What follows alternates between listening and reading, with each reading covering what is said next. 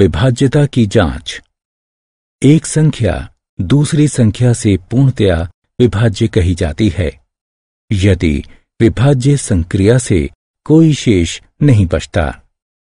हालांकि वास्तविक विभाजन द्वारा विभाज्यता का निर्धारण करने में काफी समय लगता है, अतः 2, 3, 4, 5, 6, 8, 9, 10 और 11 द्वारा संख्याओं की विभाज्यता की जांच करने के लिए विभिन्न परीक्षणों को तैयार किया गया है। आइए एक एक करके उन्हें देखते हैं।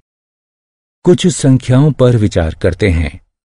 40, 34, 78, 36, 32।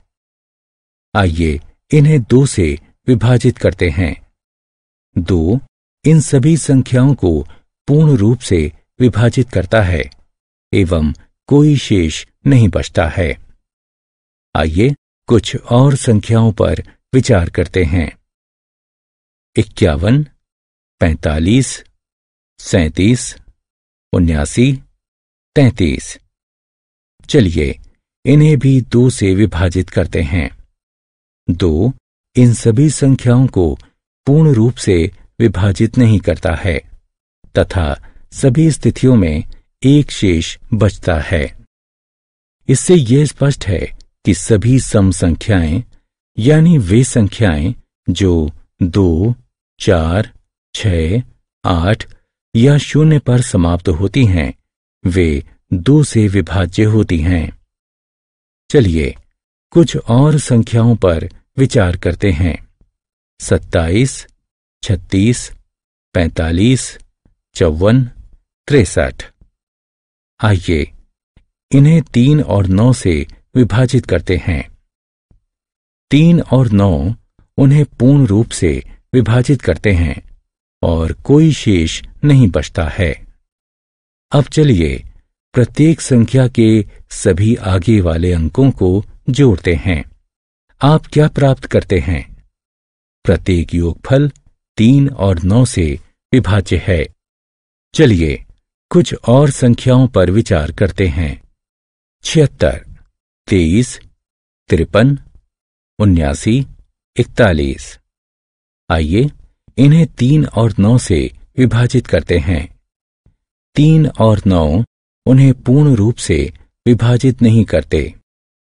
प्रत्येक संख्या के पहले अंकों को जोड़िए। आप क्या प्राप्त करते हैं? योगफल 3 और 9 से विभाजित नहीं है। अतः हम कह सकते हैं कि यदि एक संख्या के अंकों का योगफल 3 का एक गुणज है तब संख्या 3 से विभाजित होती है। यदि एक संख्या के अंकों का योगफल 9 का एक गुणज है तब संख्या 9 से विभाजित होती है। चलिए कुछ और संख्याओं पर विचार करते हैं। 1248, 4336, 5424, 6456, 8768। आइए इन्हें 4 और 8 से विभाजित करते हैं। 4 और 8 इन्हें पूर्णतया विभाजित करते हैं और कोई शेष नहीं बचता है। इन संख्याओं के अंतिम 2 अंकों पर विचार कीजिए। 48, 36, 24, 56, 68।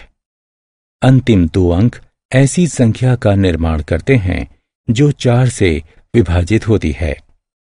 चलिए अब संख्याओं के अंतिम 3 अंकों पर विचार करते हैं।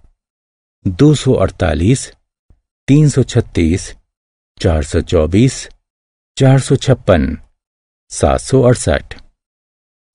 अंतिम 3 अंक ऐसी संख्या का निर्माण करते हैं जो 8 से विभाजित होती है। अतः हम कह सकते हैं कि यदि एक संख्या के अंतिम 2 अंक एक ऐसी संख्या का निर्माण करते हैं जो 4 से विभाजित हो तब वह संख्या 4 से विभाजित होती है। और यदि एक संख्या के अंतिम 3 अंक एक ऐसी संख्या का निर्माण करते हैं जो 8 से विभाजित हो, तब वह संख्या 8 से विभाजित होती है।